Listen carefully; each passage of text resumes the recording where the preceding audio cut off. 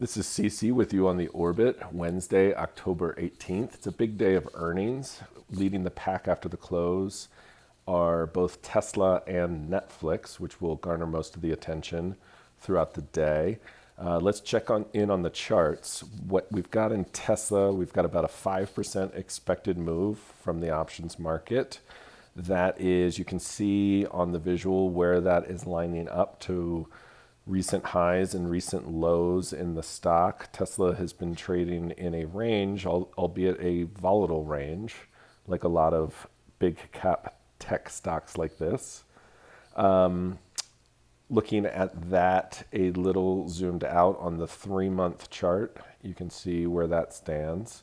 Let's look at Netflix now. Netflix has had a rough go of it the last few months, as you can see here, and the options market is pricing about a 7% move. Netflix is an interesting one because, as you can see from this expected move chart, you see a big expected move for this week on earnings, 7%, and then the lines sort of flatline a little bit. And let's just go back to Tesla to compare. So Tesla with its 5% move, but then as you can see, that expected move just keeps going fairly wide out into the future over the next 3 months, which makes sense. Tesla is a very wild stock. Even if it doesn't move on earnings, it needs very little to make those kinds of moves in other times outside of earnings.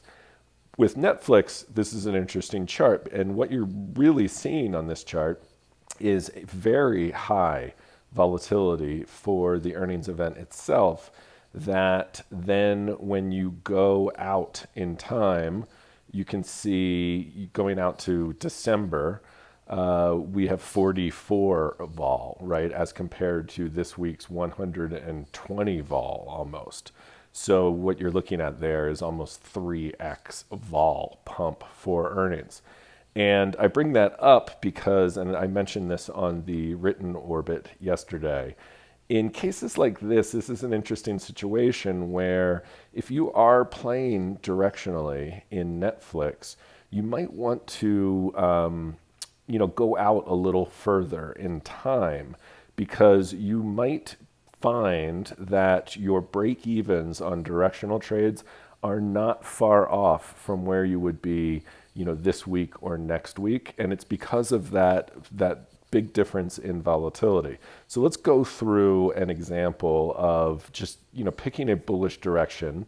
Not that I have any idea which way Netflix is going to go on earnings or into year end, but it's an interesting setup and it's very easy to compare apples to apples. So what we're going to do here is we're going to generate a call spread on the bullish options AI trade menu. And as we can see, this is a buying a 355 call at the money and selling a 380 call at the expected move for this Friday. And that establishes a break even just under 365. So we are, risking almost 1,000 to make 1,500 on a 25 wide call spread, and max gains are at 380 or above. So if you're the type looking to pick up Netflix after this sell-off and play for a bounce, let's compare that to going out to that expiry that we were looking at December 1st, right? So you're buying yourself a lot of time here. So as you can see, that expected move is not much higher. We see that out, around 392 on the bullish side of things. So let's generate a call spread to that expected move, and we get a 355, 390 call spread, right? $10 higher, $10 more room for the stock to carry higher. And look at this break even, 368, right?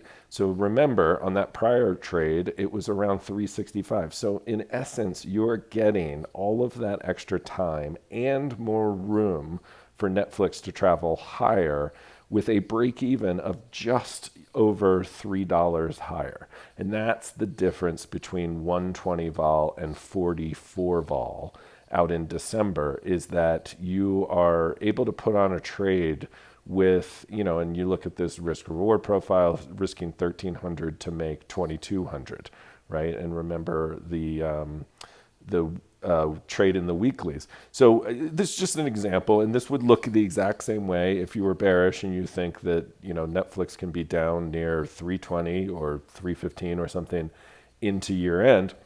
This would look exactly the same. So this is one of those things on a checklist of earnings that you should be looking at, and you can spot it really quickly. Just going back to this chart. This thing sticks out like a sore thumb because I'm looking at this and I'm saying, oh, that's almost like a flat line on that expected move. And then, of course, when you go in to investigate it, you're like, oh, okay, I see why. It's 120 vol going all the way down to 44 vol, 42 vol. So that's, and you won't see this every time.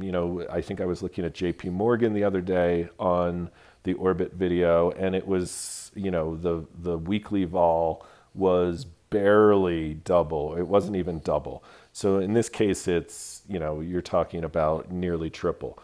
Now moving on to Tesla's chart, its expected move chart looks completely different. It is not flatlining in any way. It is a pretty steady curve out into the future.